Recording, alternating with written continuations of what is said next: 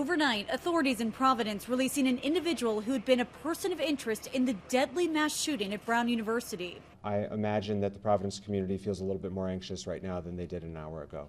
And I understand that.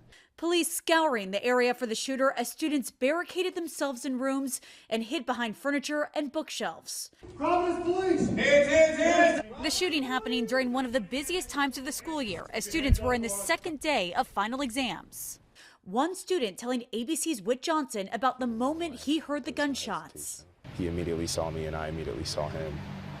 And then I look to my right and I see a bunch of students running down the stairs, running out the door, jumping on the ground, just whatever it takes to stay alive.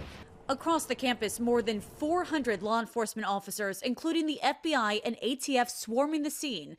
But they say the suspect had already fled through the side of the building complex. I've been around long enough to know that sometimes you head in one direction and then you have to regroup and go in another. And that's exactly what has happened over the last 24 hours or so. One of the victims killed has been identified by our church as Brown student Ella Cook from Birmingham, Alabama, where she was remembered. For those of you who knew her, who know her, she was a just incredibly grounded and generous and faithful and bright light.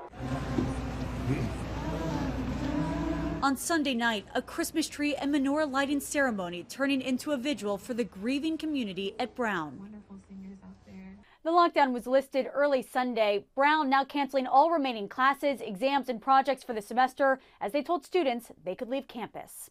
Nicole D'Antonio, ABC News, Washington.